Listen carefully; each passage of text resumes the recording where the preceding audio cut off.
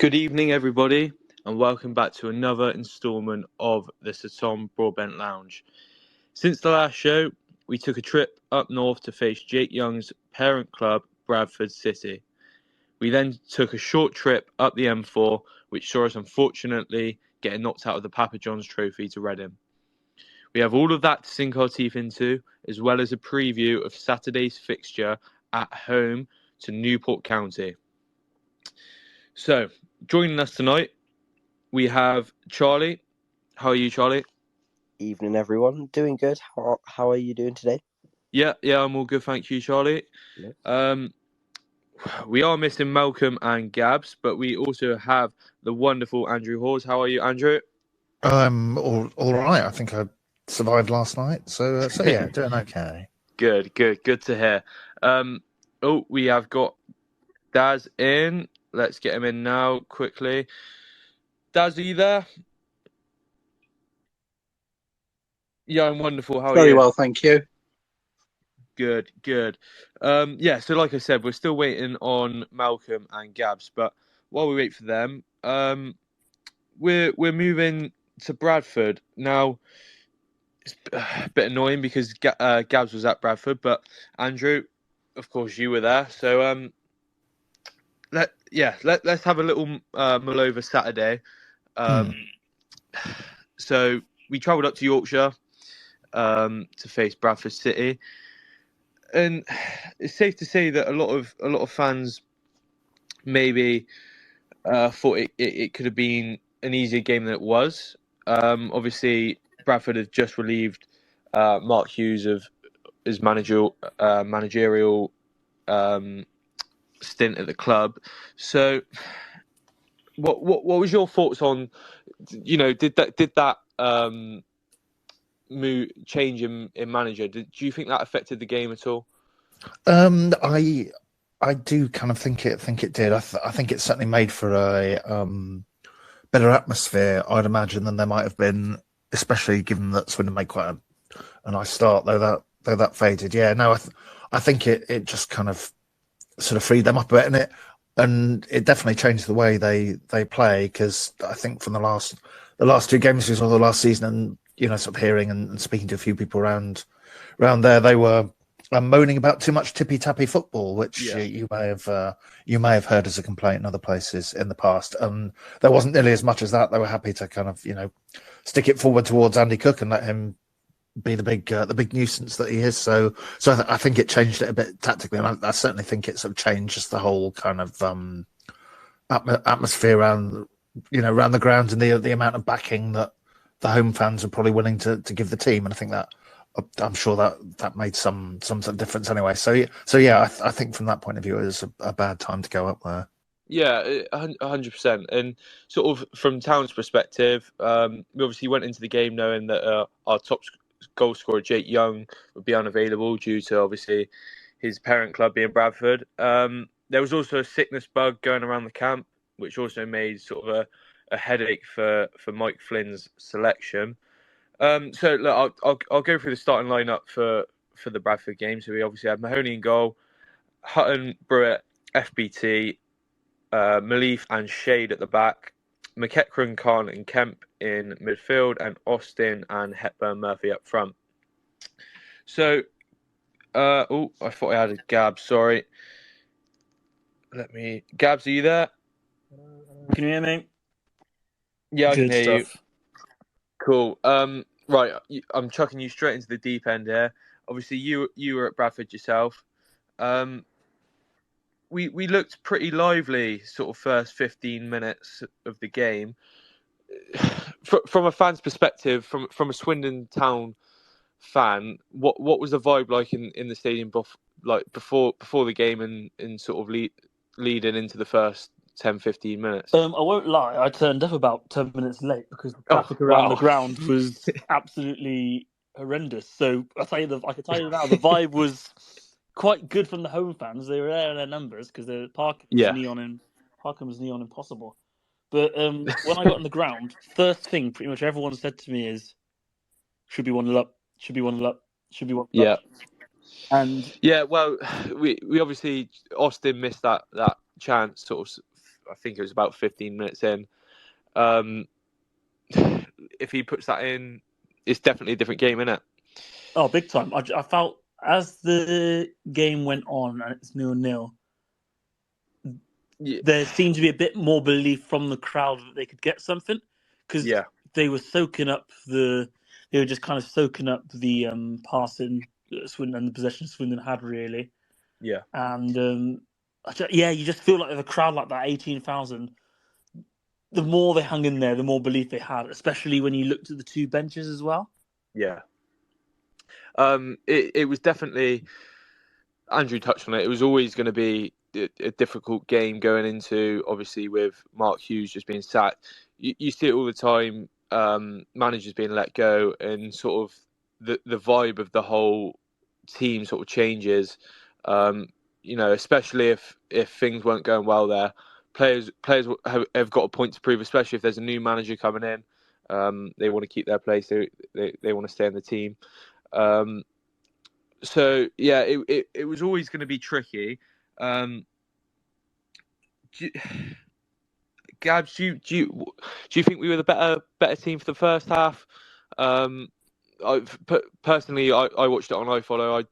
My point of view was we were certainly the better team in the first half, but as the game went on, Bradford slowly sort of got into it a bit more. Obviously, when they got their goal, a bit of belief was struck into them. The fans got behind them, and it was sort of game over from there. Yeah, I agree with that. I'd say first half was even, but if you looked at the chances created, the better chances were created by us. I think the only chance I could think of they had in the first half, which was a cross which nearly caught out Mahoney. Yeah. Then I have to be honest, I think the second half we came really quickly out the traps. I think after the Austin miss from about 6 yards where he's put it in row Z, that was the turning point for me, and I think for many, because it was almost a sense of, right, it's going to be one of those days. Yeah, 100%. And I think the crowd picked up on that as well as the away end. Yeah. I just feel like sometimes when you miss two good chances, that gives you that confidence. Right, okay, we're still in this. We've got a chance here. And then you see the save the keeper makes from the Hepburn Murphy one.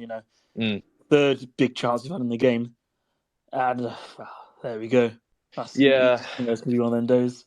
Yeah, we certainly we looked off, a few paces.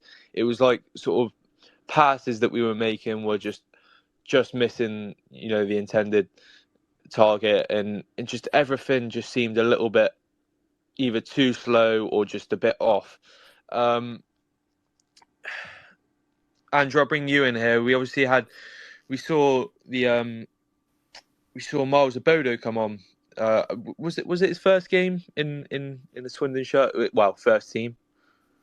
He played a little bit against Arsenal, but in the under 23s. But I feel like this counts for a bit more, to put it mildly. Yeah. Am I right in saying that he was supposed to start? I believe Hepburn Murphy was ill the night before, so it was looking like he was going to start, but Hepburn Murphy obviously managed to start in the end. Do you think it was, a good performance from him? I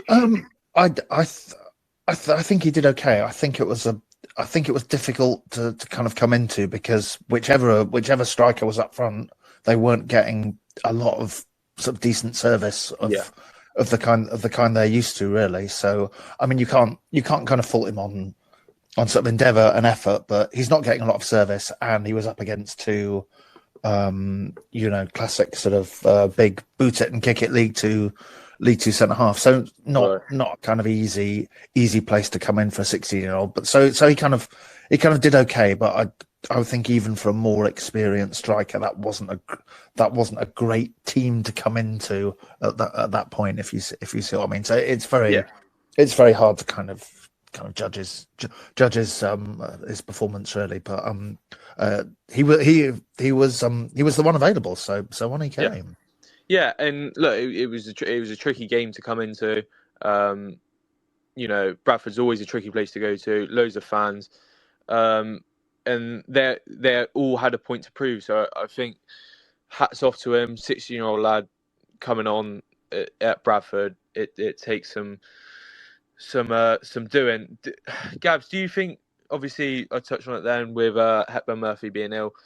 Could you see that in his game? Could you see that he had been stricken down with an illness, or do you think he was his usual self? To be honest, he wasn't the one I noticed that was ill. It was more McEachran. Yeah. It was more McEachran. McEachran was like on the floor for a couple of seconds, got up, and then his game's always been high intensity. Yeah. He looked about 4 yards off the pace. He looked like he couldn't run. To be honest, I'm surprised how he managed to play that. Did he play the 90 in the end, or did he get subbed like late on? I think he might. Andrew, I think you can help us here, but I think he played the full 90. Yeah. No, I've just quickly nipped up the team lineup. Yeah, he did play the 90, and because he played a bit on Tuesday as well, or last night. I was baffled he made the 90. To be honest, I thought he was going at half. I thought he was getting subbed at half time for Kinsella. To be honest, yeah, because he just looked off it completely. Yeah, because to me, Khan got brought off for Bodo, I think. Yes, that's right. So when that change, was made, I was a bit confused because like you said, Gabs, it was pretty obvious that McEachran wasn't, having his best game, and like you said, it was just his normal intensity and work rate, especially when he loses the ball. He's normally tracking back and that first player to break down the attack, but it just wasn't happening. For me it just wasn't Town's day. You play that same Bradford team a week before, I think we get a point, at least a point, if not 3. We had plenty of chances, we just didn't take them. And yeah, I mean, look, we had 60% possession to their 40, and after that we had the highest average league possession in the league. Gabs, what do you think we were missing from this game? We obviously had the possession, we had the chances. What was missing for you that cost us the point or the 3? The lack of intensity. It looked a very leggy performance. Yeah. Very leggy performance. And I think, for me, the amount of times normally the passing is much quicker. It just gave Bradford, it was easy for Bradford to just kind of settle into a defensive shape. Yeah. Then the ball will go long. It will either go out of play, or the centre-backs for Bradford, they're both 6-foot lumps, like you get in League 2. It was one of their easier days, I won't lie. Yeah. And the midfield, it was just, they were breaking through the midfield every time. Yeah. Bradford, I think the only time really I could think of Bradford winning the ball high up the pitch actually led to their goal. Yeah. Look, do you think any of that comes down to squad depth? Do you think if we had a bit more depth on the bench? Oh, big time. Yeah. The last 2 games have really kind of tested the squad. Yeah. Stretched the squad. I mean, last night you probably saw that more, because look, leave last night. We'll come on to that in a bit, but yeah, for me, we definitely saw the lack of depth in the squad, because personally, you'd want 2 sort of starting teams, if you'd like. So if a player moves out, so in this case we had Jake Young obviously couldn't play, so Hepburn Murphy comes in. Hepburn Murphy was ill, so that's when you start seeing holes in your team. McEachran was ill. We got Kinsella. He hasn't started. I don't know if he started any games, but he hasn't got anywhere near the minutes you'd like him to, and there's holes in the team, certainly defence as well. And the moment you start picking up injuries is when it starts getting worrying. I mean, we've got I reckon we've got about 13 players in our side that are promotion worthy, and I think if you can keep them fit and keep them free of injury, we'll be laughing. I think we'll definitely be up there. But like I said, the moment we start getting injuries and double game weeks, like playing on a Tuesday and a Saturday, that's when we're going to see this team, put to the test. Malcolm, I'll bring you in. We haven't spoke to you yet. Did you manage to watch any of the Bradford game? Yeah. So I watched it on iFollow as well. But I agree with Gabs. Really, it was sort of, especially the last sort of 20 minutes. It was very very slow and just not the way we want to play. And we play for higher intensity, and it just wasn't. I just thought it wasn't going to be our day, and missed good chances. But yeah, like it's been said before, the longer it stayed at 0-0, the Bradford fans got louder, and that kind of gave them their extra kind of 12th man, and you could see it coming, unfortunately, but it was a bit of a sloppy goal to give away as well. So it's one of those. It's just hard to take in it when like that, but we've just got to stay positive as best we can. Yeah, I guess following on from that, Andrew, what do you think sort of that game had?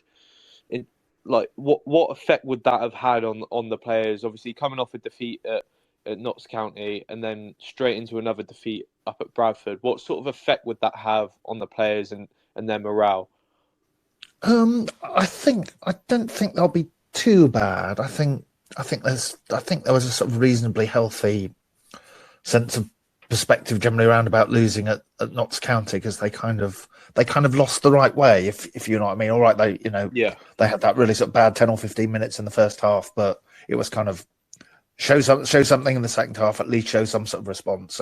So they did that. I think this game's a bit more defeat that's perhaps a bit more difficult to take, because it's one of the sort of couple of times really this season that you'd say they haven't kind of really shown what they're about. So I think you take the Doncaster game, and I think you take that game, and those are the two sort of league performances that aren't really of the standard of the sort of rest of them. So like I say, first half of Notts County, perhaps you'd add to that as well, but second half you do. So that will hurt a bit, but generally, as much as I can tell from the vibes, they do seem to be a sort of a close knit bunch, quite a together bunch, and so I think from that point of view they'll be okay, but at the same time they'll know that they've not really shown everything that they're about in that game, and I'm sure that will have been frustrating at least. Yeah, Daz, we'll bring you in as well. Did you manage to watch any of the Bradford game? I did on a dodgy iFollow website thing. I'll say that. Yeah, less said the better. Yeah, I think the biggest issue was the fact that because McEachran wasn't firing on all cylinders, the midfield was just decimated, and there was no zip, there was no zing, it was all lethargic, and so consequently we lost, and there's no easy way to put it on it. I'm going to be a bit controversial now in the fact that is Charlie a luxury we can ill afford? That's a couple of sitters he's had now. I think even you could have scored that one, Ellis. Oh, I don't know about that, Daz. Oh, I don't know about that one. Steady on. Okay, yeah. All right. Yeah. I'll wind my neck in a bit. Just wait for the YouTube video. That's all I'll say, Daz. Just wait for the YouTube video. I've seen some stills from that, so I'm looking forward to watching it in its full glory. For sure. Yeah, I mean, if it's a competition on who can land on their face, then I'll be the winner. But it's a good point, Daz. And I think the other thing with it is the fact that I've lost my train of thought now because I'm still seeing that picture of you, Ellis, with your face in the ground. Okay, do you want to ask Charlie? Do you want to ask Charlie what he thought, and I'll come back. Yeah, well, Daz, I'll follow on from your point. Talking about Charlie sort of being off the mark, if you'd like. He might not be scoring as much, but I think he is. He's a very vital part of our team, certainly off the ball. He's definitely not the striker that we had in his first tenure at Swindon Town. He's definitely, sort of a different player, but the experience that he brings and the calmness, if you'd like, that he offers off the ball, I think, we've got goals in this side. We've got goals from Jake Young, Dan Kemp, Hepburn Murphy. There's goals in this side, and I think the experience that Charlie brings, is. I mean, I'll agree in the fact that you see the talking that he does when it's off the ball. He's very much a brilliant captain in that respect. Yeah, it's just that I think there's been 2 or 3 now where I thought I would have scored that, and I'm 62. Yeah, I mean, 100%. I don't think there's no denying that he should have buried that chance. And if he did, it's a different game. I think he knows that as well. To be fair, I think he knows that. Those 2 chances, he should be scored with his eyes shut. Yeah, he'll know that. Yeah, and the thing is, the more chances he keeps missing, and the longer he goes without a goal, the more that's going to play on his mind. The more he's going to want that goal. So look, let's hope he uses it in a positive way. And I mean, look, it's Charlie Austin. He can score goals. Yeah. I've got a question for Andrew, actually, because obviously you are impartial, in inverted commas. But when you see something like that, how do you sort of maintain a sort of neutral, impartial commentary and say, "Oh, he's missed," rather than what's in your head as a Swindon fan? That's a good question. I think it's partly kind of it's probably partly years of learning not to swear in front of a microphone, I suppose. Yeah, I don't know. I think something just about kicks in. Occasionally, very quietly to myself, I've been known to say put the headphones down and say some choice words at about 5:45 when it's all done. But they have to stay private between me and whichever poor summarisers stuck with me chewing their ear off. There you go. That's an insight from Andrew Hawes there. I'm just going to intervene in this chat here with a live score update from the Swindon Town women's. They're currently 3-0 up to Maidenhead. They are playing at Melksham, just down the road from me. Clifford with 1 and Stripple with the double. So there you go. Swindon Town women 3-0 up against Maidenhead. I mean, look, the only person I haven't spoke to about Bradford is Charlie. Charlie, have you got anything else to add on this matter? Everyone else has basically said what I was thinking, really. Yeah. Cool. No worries. Look, we'll move on. I mean, look, it's not much more brighter what we're moving on to, but Reading away. Obviously, last night, trip up the M4 in the Papa John's Trophy ended in a 5-0 loss. Now, Malcolm, you were at the game. What was the vibe beforehand? Yeah. It was a good day out. Yeah. It was a good afternoon, evening.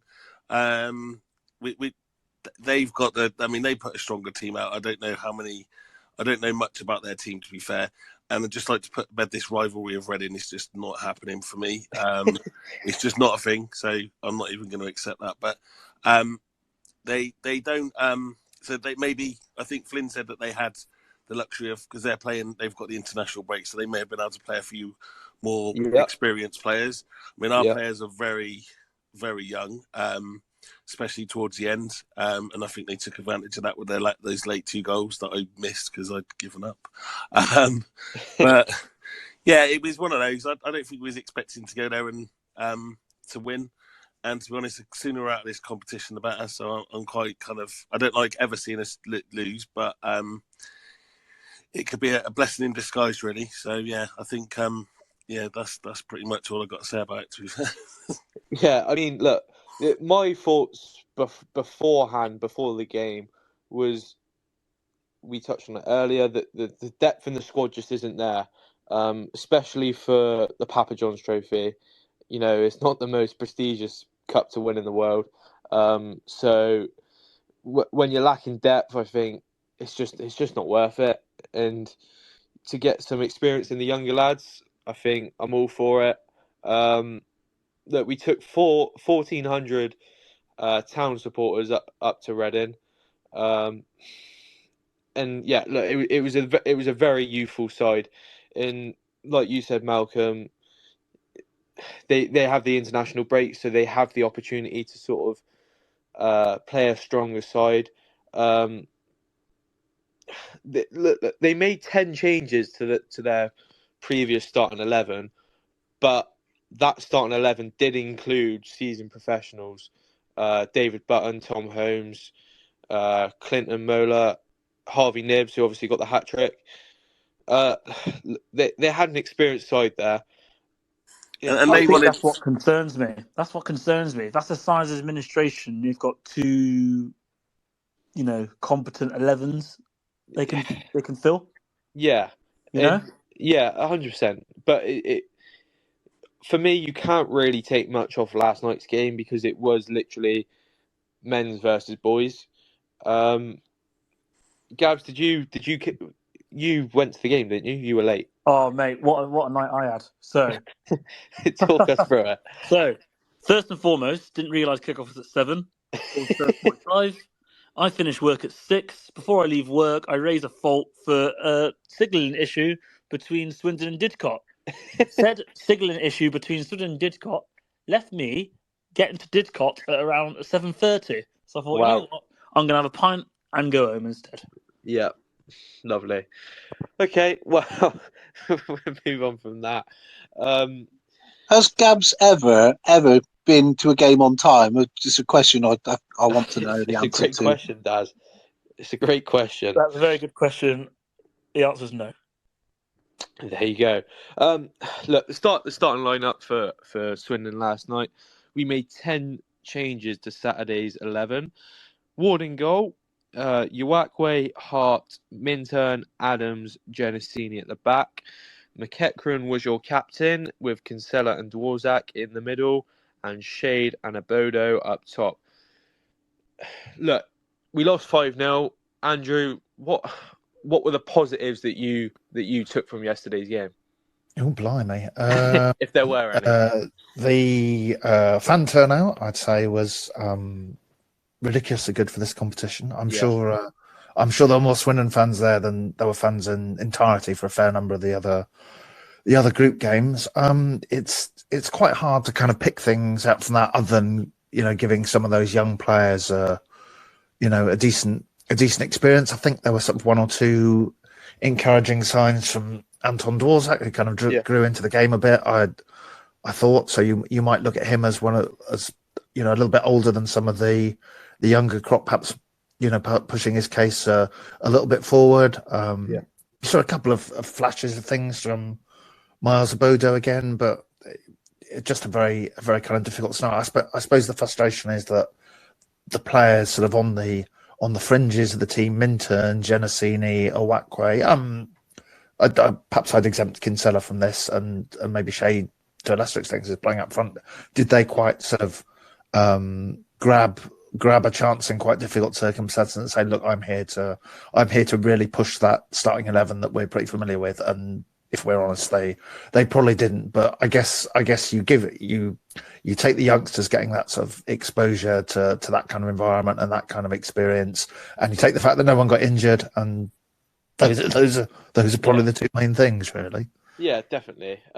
Malcolm, obviously, with us playing plenty of our youth side, did any of those younger players stick out to you? Did any of them catch your eye?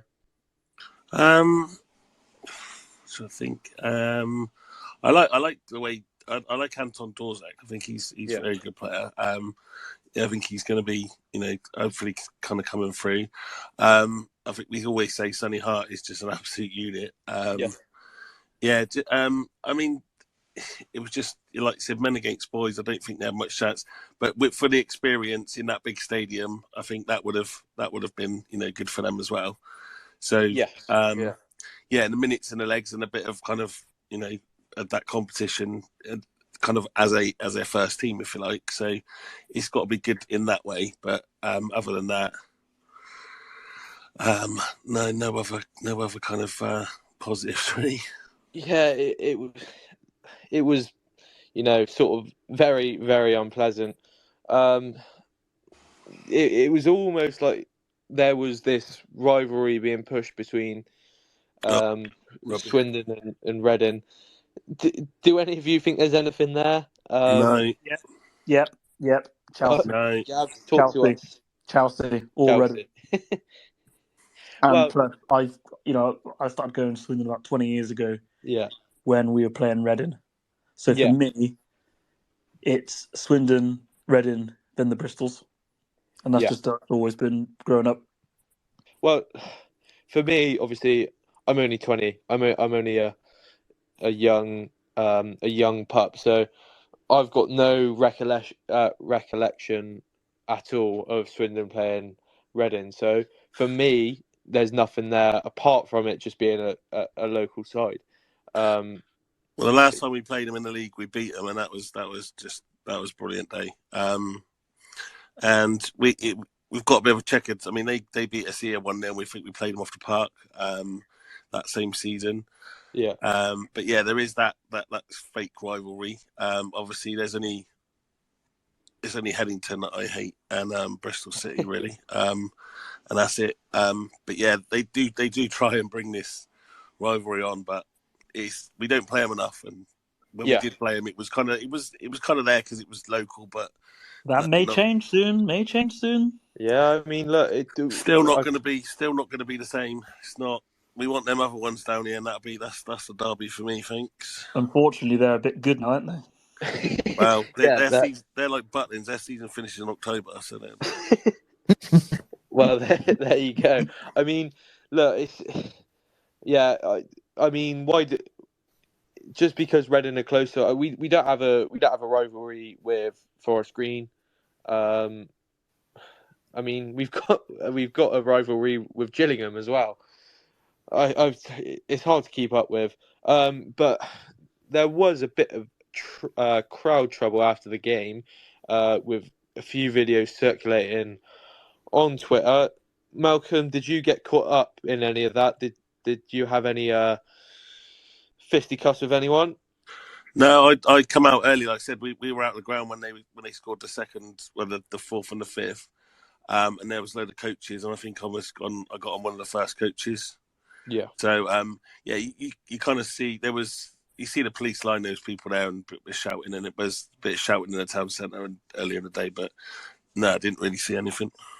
Yeah, look, wow. Fighting at football, I don't get it. It certainly seems that some people just go to football for a fight. I can't get my head around it. Personally, I just go to football to watch the football. Anyway, Charlie, we haven't spoke to you. What was your sort of opinion on last night? Where does that sort of leave your headspace in terms of Swindon Town? In terms of rivalries, obviously I'm younger than everyone here. Yeah. I don't really have any notice of Reading as a rival. Yeah. In terms of the game, I don't think, apart from maybe one or two more first teamers without like fringe we could have put in, but I think that was probably the team we could have put out without risking anyone. Yeah. But Reading had a strong side. Yeah, 100%. Games and stuff. Yeah, definitely. Look, they had a strong side. We had all of our young players out. It was a case of men versus boys. there's not much else to be said. It wasn't worth risking the first team players, and for me, you either in the Papa John's you either go for it and try and win the lot, or it's just not worth it. Does anybody else have anything to add on Reading? Yeah, I do. I would like to commend the 3 stewards that managed to keep back all those Reading fans when the Swindon fan invaded the pitch. That was amazing. What's that curtain from this country? Why does that look exactly like curtain? No, that was Joe Vincent. That's why he's not on the show tonight, because he's still in custody. Have you seen the video? No, it wasn't. Have you seen the video from the from the Reading fan perspective? It looks exactly like curtain from this country. Charlie Cooper. I'll try and find the video. I was absolutely howling. It looks exactly like him. Yeah.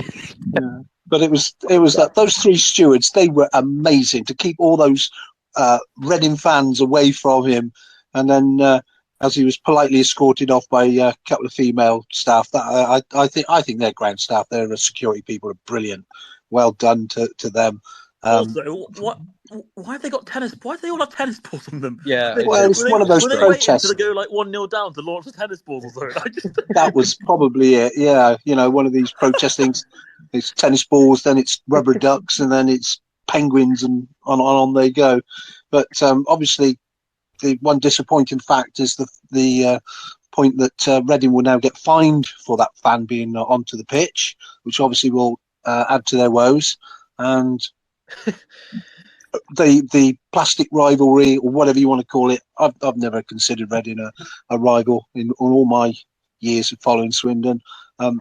It's just another nail in their coffin, and I don't like to see that happen to any club, really. Yeah. So rather foolish for the lad to do it, and then he's probably now going to get a ban from Swindon as well, won't he? Maybe. Yeah, Gabs. I mean, I've personally never taken a tennis ball to a football game. I don't know what they were thinking. I don't know why they had a tennis ball. And to be honest, I don't know why the lad went on the pitch. But anyway, Malcolm, what I asked what the vibe was beforehand during the game, sort of when we were 4-0, like 5-0 down. What was the vibe like in the away end? What give us a taste of the songs that were being sung? I heard a couple of them, but talk to me. Oh, is it just me? Is anyone else there? Sorry. That matters, right? None really stick out. Just for normal me, ones. I don't know what you want me to say. Sorry. Yeah. Well, yeah, I heard. Wow, we've got the ball. When we had the ball, stuff like that. I think the fans were just having, after 3-0, I think the fans were just having a jolly. And it was clear that we weren't getting anything out of the game, and yeah, it was just a laugh until afterwards. Anyway, I'm rambling on. So, can I ask Andrew a question? What is your favourite Swindon Town chant? You must have heard quite a few in all the years that you've been commentating. That is a good question. I think it's not the most original, but it's like, I'm always quite fond of the old "Give Us an S" and so on. Yeah, because that like winds up nicely, and I like the way that you can't quite say W as W. You've got to that a bit. So no, I don't. It's it feels like it's been around forever, and it's just like got one or two quirks that make it nicely Swindon, I think. Yeah, and it's been adopted by Jonah now, sort of a pre-match sort of ritual, if you'd like, that he sings it to the town end or the away end in that case. Right. Oh, Malcolm's gone. I'm going to add him back. Anything else to add before we move on? The only thing I was going to say about rivalry is I there's like a couple. I think I remember vaguely attending a couple of like the home games with Reading in the late 90s. I don't think it felt as spicy as a Bristol City and or Oxford game at the time. And I went to Elm Park once before it got knocked over. And again, I don't think it was quite. It was a little. It was like a little edge round, but it certainly wasn't like a trip to the Manor Grounds. Speaking of which, there's a very good chant about that, which I shan't repeat. But I'm sure everyone knows it about getting certain basic human needs attended to at the Manor Ground. Yeah. Look, I think for me, I think the rivalry was more there in Reading, sort of from Reading's point of view. I think they're obviously having such a bad time at the club. A bit of excitement sort of took their minds off of the behind the scenes at the club. But yeah, I think that sort of rounds up Reading. Quick question. Yeah, go on, Gabs. Reckon there'll be free stewards when Reading play Oxford? Maybe. Reckon lessons have been learnt after yesterday? Well, you'd like to think so. I think from what I saw on Twitter, the policing and the stewarding was not the best. I mean, it's the Papa John's trophy, so I can sort of understand it, but it's Swindon versus. I don't know. It's one of those things, isn't it? I'm not a policeman. I don't know what goes on in terms of stewarding and stuff, but yeah, you'd like to think next time it would be a bit better. So that rounds up the Reading game, and yeah, so let's have a little preview of Newport this Saturday at home at the County Ground. So looking ahead to the weekend, Town welcome boss Mike Flynn's former employers Newport County to the County Ground as they look to get back to winning ways in the league. Newport County come off the back of a 2-1 home loss to Harrogate Town and currently sit 19th in League 2. Is this the perfect game for us to bounce back from a couple of defeats?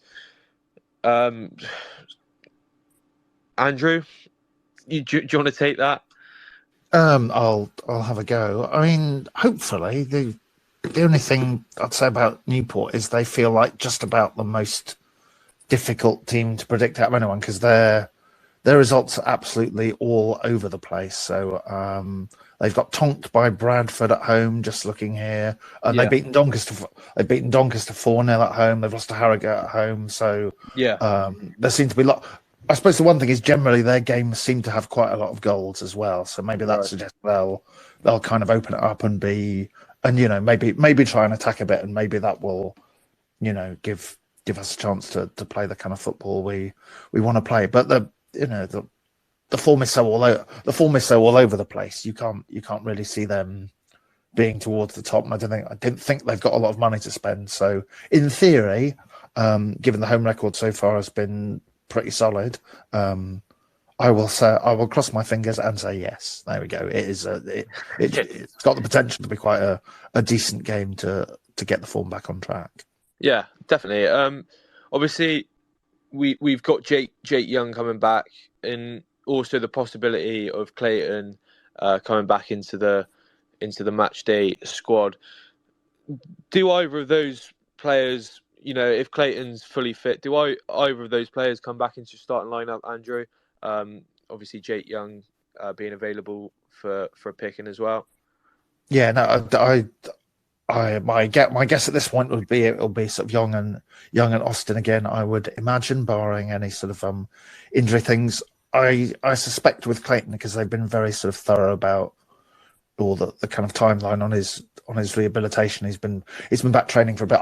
I would imagine, given how well the back three have usually played, you can kind of put him on the bench and you'd love to be in a position where you were like 2-0 up with 10 or 15 minutes to go, and you feel like you could put him on and allow him to feel his way back into the game. So I couldn't immediately see him starting at this point, but it doesn't take, unfortunately, it doesn't take too many men to go down for things to change. Yeah. Malcolm, what's your thoughts on the starting lineup? Obviously, having seen us at Notts County in the Bradford game, I think you can sort of write off last night. What's your predictions for the starting lineup and how we're gonna approach the game? I'm looking forward to it. I think it's going to be. It's one of them games that you want to play if you're coming off a bad of couple of defeats. A home game for one. They're like Andrew said, they're not the easiest teams to play against. They've got mixed results here, haven't they? But yeah. I think the same team that they played Bradford, keep that same team, and just increase the intensity and just go out. We have to play like we do normally in the home games, and just go for it and see what happens. But I think there'll be. I'm looking for a reaction because I think they'll think the G1. Yeah, a reaction is definitely 100% needed. Daz, but based off of the last couple of games, what are you looking to be improved, or if anything, to be improved from that at all? Well, I'm looking forward to the prospect of Clayton back into the sort of like first team, and I think give him 20 minutes just to sort of help him ease himself back in. Looking forward to that. I'm sure Flynn would want to do one over his former club, so it augurs well. And are we into predictions yet or not? We're hold off just for now. Okay. We'll come on to those that. But I know you like a good prediction, Daz. I do. I got a corker for today. Oh wow! Stick around, people. Regarding Clayton, for me, I think I know when he was at Liverpool, certainly in the academy, he sort of played a holding midfielder role. I wonder if sort of that Mike Flynn sees him as more of a defensive midfielder. Obviously, with that back line sort of pretty solid, does he slot into that midfield, or even obviously with Blake Tracy being, probably one of the best left wing back in the league, it gives you the option then to push him to the left and bring Clayton into the middle, and likewise, Charlie, I'll bring you in. Are you happy to see Clayton back? Would you put him back into the starting lineup, or are you happy seeing him on the bench? It'll be good to have him back, but I feel like at first leave him on the bench, bring him on and ease him back in. Yeah. And then bring him back fully at some point, and then it should be all right. Yeah. If we get the Clayton that we had for the first sort of 15 games where we saw him play in the town shirt, I think we'll be lucky. I think he was at his best in those sort of first 10-15 games. His quality and his form sort of seemed to drop off a little bit, and then obviously getting struck with a few injuries, caused his form to go off a little bit. But yeah, for me, it's another body there. It's another option if we get injuries, if we go 1-0 down or even 1-0 up, it gives you options, and bodies on the bench does wonders. I think we're going to move on to our predictions now. Daz, I'm saving you for last because you said you could. Malcolm, I'll go with you first. Give me a prediction for the game and the scoreline. So I'm going for a positive bounce back after those two last two games of the league, and a solid 2-0 win. Never looking too rocky, and just gets back on track. I'll take a 2-0. Charlie, what's your prediction, please? Gonna go with an in-depth one here. Let's go. They're gonna score in the 10th minute, and then we're gonna score 3. We're gonna score 1 before half time and 2 in the last 15. There you go. And then Andrew, can we get a prediction from you? Yeah, Newport usually seem good for a goal, so I'm gonna say we're gonna edge a bit closer back to the early season goal fests, and Swindon are going to win 3-2. 3-2, lovely. Daz, hit me. Okay, are you sat down ready for this one? I'm sat down. Okay, it's going to be a 3-0 win. Charlie Austin hat trick to shut me up and say, yes, I am the luxury Swindon can afford. And it's all done within 18 minutes.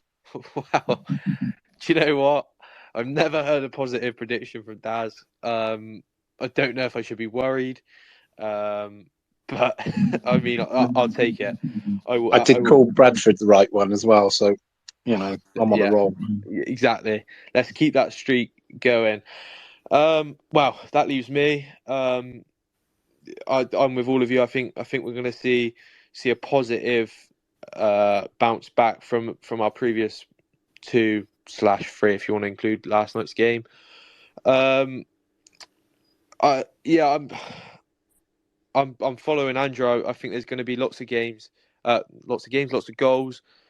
I think it's going to be 4-1. I think we're going to go 1-0 down. It's going to go 1-1, and then we're going to bounce back and win 4-1. Who are the goal scorers? Dan Kemp with 2, Jake Young with 2. Well, that's 4. There you go. Dan Kemp and Jake Young with 2 each. And that just about rounds up the Newport predictions and discussion. We got a few points to make. I see Joe's in the comments? Can you give us an update on the Swindon Town women's team? Last time I checked, they were 3-0 up to was it Maidenhead? Maidenhead at they're playing at Melksham, 3-0 up with. Bear with me. Clifford with 1 and Stripple with 2. That was the last time I checked, so hopefully Joe updates us. And then we also have Gab's not here. Last week? A week or two ago, the Sir Tom Broadbent Lounge filmed a new YouTube series, the Sir Tom Broadbent Lounge, you know the drill. We filmed it with the Swindon Town women's team. Charlie Woods, thank you. It's still 3-0. We filmed with the Swindon Town women's team at Bevis Brook. Look, safe to say, we made fools of ourselves. Well, certainly I did. I landed on my face. The photos are out there on Twitter if you want to go see. Joe did a silly salmon and missed the ball. He also tripped over. Gabs was certainly the best of the 3, but that wasn't great. So you're in for a corker when this video comes out. It's it's not one to miss, basically. It should be coming out sort of within the next week, I believe. So we'll be promoting that, and it's a new series coming out. We'll be filming with all of the Swindon teams, with a leaderboard, and so that is some exciting things to keep your eye on. I'll bring you all in on this now. Obviously, yesterday was the World Mental Health Day. There was a really powerful video from Norwich City brought out. Malcolm, did you manage to watch that video? Yeah, I've watched it twice now. I think it's amazing. Just what a brilliant way to bring it across, and it ended. It doesn't end the way you think, does it? And it makes you think, and that's obviously what it's supposed to do. But yeah, I 100% agree with it. I thought it was absolutely brilliant, and fair play to Norwich. Yeah, it was a very, very moving video. It's just such a good reminder that just to check up on the people that, I mean, in our case, if you've got a season ticket, check up on the people around you. It's really important, especially in such a sort of a male environment where men don't speak out all the time, and I think it's really important that you check in on the people around you. So just a good little reminder yesterday. And if you haven't watched that video, go check it out, because it's a real moving, touching video. I think that sort of that covers all of my notes. Has anyone on the panel got anything else to add before we leave? Yeah, I do. On the mental health, having been there, got the T-shirt, guys, remember there are people out there to help you, and there is a lot and lots and lots of help. Seek that help if you need it. The first person you need to admit to anyone that you have something wrong or you have an issue with it is yourself. Once you've admitted it to yourself, go and get that help. It's out there. Please, people, do it. It certainly worked for me, I can tell you. 100%. But it's just really it's really easy just to check in on the people around you. Saturday's game, person next to you, ask them how they are, but don't just brush over it. Mean it. I think that's everything. I saw Charlie put the link to the video in the comments, so if you haven't watched it, please go and check that out. But yeah, I feel that is everything from our point of view. So as always, thank you very much for joining us this evening. A reminder that we are the Sir Tom Broadbent Lounge, and we are an independent X space. We are not affiliated with either Swindon Town Football Club nor Sir Tom Broadbent himself. Thank you once again for listening, and come on, you Reds.